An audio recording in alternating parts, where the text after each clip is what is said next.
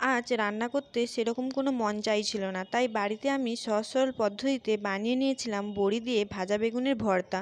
তো চলো আজ আমি তোমাদের সেই রেসিপিটা করে দেখাবো। তো প্রথমে আমি এইখানে বেগুনগুলোকে ভালোভাবে কেটে লবণ হলুদ দিয়ে ভালোভাবে মাখিয়ে নিয়েছিলাম। তারপরে কড়াইয়ের মধ্যে তেল দিয়ে ভেজে নিয়েছিলাম। তারপর সমস্ত বেগুনগুলোকে ভাজা হয়ে যেতেই আমি ওই কড়ার মধ্যে সামান্য পরিমাণ তেল দিয়ে ওর মধ্যে আমি দিয়ে দিয়েছিলাম কালো জিরে, রসুন কুচি আর শুকনো লঙ্কা কুচি দিয়ে ভালো করে নেড়ে চেড়ে ভাজা ভাজা হয়ে যেতেই আমি ওইখানে দিয়ে দিয়েছিলাম সেই বড়িগুলো ভালোভাবে আমি গুঁড়ো করে ভেজে নিয়েছিলাম। তারপরে ওইখানে আমি দিয়ে দিয়েছিলাম পেঁয়াজ কুচি আর পরিমাণ মতো লবণ দিয়ে ভালো করে নেড়ে চেড়ে ভাজা হয়ে যেতে ওখানে আমি দিয়ে দিলাম সেই ভাজা বেগুনগুলো দিয়ে সমস্ত উপকরণগুলোকে ভালোভাবে আমি মিশিয়ে নিয়ে ভালো করে ভেজে নিয়েছিলাম। ব্যাস তৈরি বড়ি দিয়ে ভাজা বেগুনের ভর্তা।